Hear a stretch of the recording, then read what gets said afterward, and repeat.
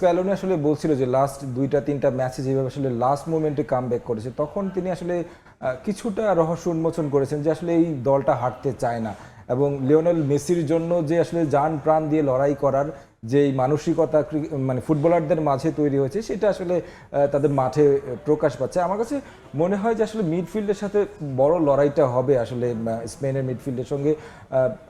অন্যদিক দেখে যদি মানে রোদ্রি এবং কি অলমো দিয়ে দুর্দান্ত ফর্মে রয়েছেন, হয়তোবা তারাও কিন্তু গোল্ডেন বলের যদি দাবি করে একেবারে মানে ভুল হবে না, তারাও কিন্তু সেই রেসের মধ্যে আছে।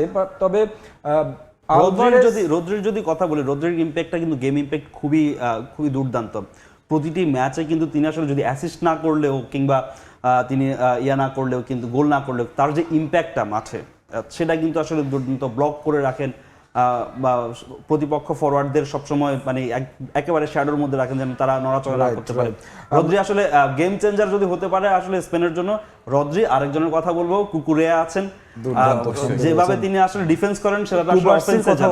আমরা আলোচনা করব আসলে স্পেনকে নিয়ে, স্পেনের বেশ কিছু জায়গা নিয়ে কথা বলছেন। স্পেন একাদশটা যদি একটু দেখে কথা বলি তাহলে সবচেয়ে মনে হয় ভালো। স্পেন একটা মানে বলা চলে যে through out the tournament compact একটা টিম পুরো, রাইট একদম।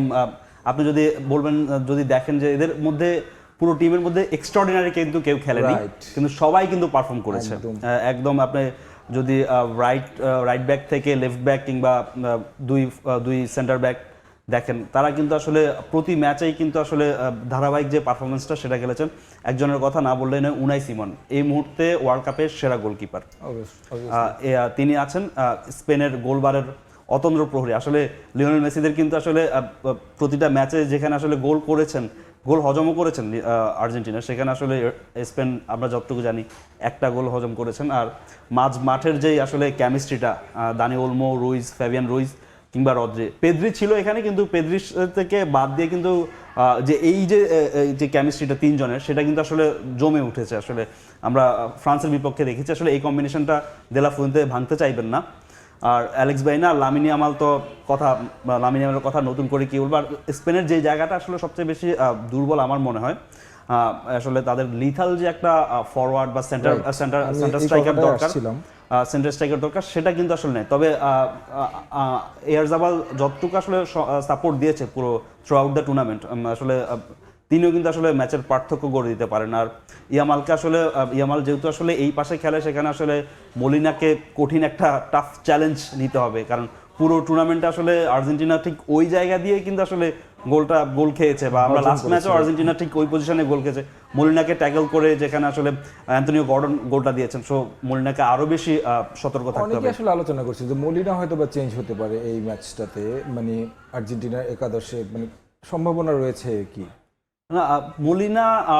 মলিনার জায়গা আসলে আর্জেন্টিনা মন্টিয়াল, দুজনে কিন্তু আসলে অফ ফর্মে রয়েছেন। তো আসলে স্ক্যালোনির সামনে কিন্তু আসলে খুব একটা যে অপশন আছে সেটা নাই, কিন্তু সে কারণে আসলে মলিনাকে হয়তো তিনি ক্যারি করবেন, পুরো টুর্নামেন্টে রয়েছেন, দলের সাথে বোঝাপড়া আছে। তবে মলিনা যদি কোনো ভুল করেন আসলে সেটা কিন্তু চরম মূল্য দিতে হবে, কারণ ইংল্যান্ডের বিপক্ষে আপনি কামব্যাক করেছেন, কিন্তু আসলে স্পেন আপনাকে সেই সুযোগটা দেবে না। কিন্তু স্পেন আমরা দেখেছি ফ্রান্সের বিপক্ষে যখন তারা গোল পেয়েছে, প্রথম গোলটা পেয়েছে, তারা কিন্তু আসলে ডিফেন্স বা বাস পার্কিং করে খেলেনি, তারা একেবারে তাদের মতো করেই খেলেছে এবং আরেকটা গোল আদায় করে নিয়েছে। আপনি ওই সুযোগটা পাবেন না। আমরা একটু গোল্ডেন বুটটা নিয়ে আলোচনা করতে চাই। আসলে অনেকটা পার্থক্য গড়ে দিয়েছেন তৃতীয় স্থান নির্ধারণী ম্যাচে কিলিয়ান এমবাপ্পে। তামিম, কি মনে হচ্ছে মেসির সেই স্বপ্নটা কি পূরণ হবে কিনা? এটা চ্যালেঞ্জিং আপনি, কারণ যেই স্পেনের যে ডিফেন্স বা আপনার যদি স্পেনের সব মিলিয়ে এবারে সমীকরণ দেখেন, ওই জায়গা থেকে আসলে গোল বের করাটা মেসির একদম হ্যাট্রিক করতে হবে। এটা অবশ্যই একটা চ্যালেঞ্জিং এর বিষয়, কারণ গোল ব্যবধানটা কিন্তু দুইটি। তো মেসিকে 3টা গোল করতে হবে বা অ্যাসিস্ট করতে হবে, সাথে একটা অ্যাসিস্ট করতে হবে। তো এই ম্যাচে, বিশেষ করে ফাইনাল ম্যাচে আপনার আসলে এই গোলটা করাটা অনেক বেশি টাফ হবে। তো সেক্ষেত্রে আসলে মানে আমার জায়গা থেকে আমি বলছি যে আসলে এমবাপ্পে আসলে গোল্ডেন বুটের যে রেসে এগিয়ে আছে। তবে অসম্ভব কিছু নয়, ফুটবল খেলা যেকোনো অসম্ভব কিছু নয়, যে কোনো কিছু হতে পারে। মেসি নিজেও বলেছে যে আসলে মেসি পরের ম্যাচে গোল করবে। এক্স্যাক্টলি, মেসি আসলে যে কোনো কিছু করতে পারে। এবং যদি দেখেন না যে আসলে, তবে আমার একটা জিনিস মনে হয়েছে যে আপনার প্রথম দিকে গ্রুপ পর্যায়ের ম্যাচগুলোতে মেসি যেভাবে আসলে গোল স্কোরার ছিল, সেই জায়গাটা থেকে কিন্তু নকআউট পর্বে কিন্তু সেটা আবার একটু চেঞ্জ হয়েছে এবং শেষ করতে হবে। হ্যাঁ, তারপর সেই জায়গা থেকে এখন দেখা যাক আসলে মেসি আসলে তার সেই অর্জনটা পেতে ছোট পারে করে কিনা। প্রেডিকশন জানতে চাই, প্রেডিকশনের কথা যদি বলেন যে আসলে আমার স্কোর লাইন শুধু, মানে আমার মনে হচ্ছে যে আসলে নির্ধারিত সময় 2-2 হতে পারে। Argentina 2 Spain 1। মানে টাই ব্রেকারে গেলে কে জিতবে? ট্রাইব্রেকারে গেলে আর্জেন্টিনাকে আমি এগিয়ে রাখছি। ধন্যবাদ দুজনকেই। ধন্যবাদ।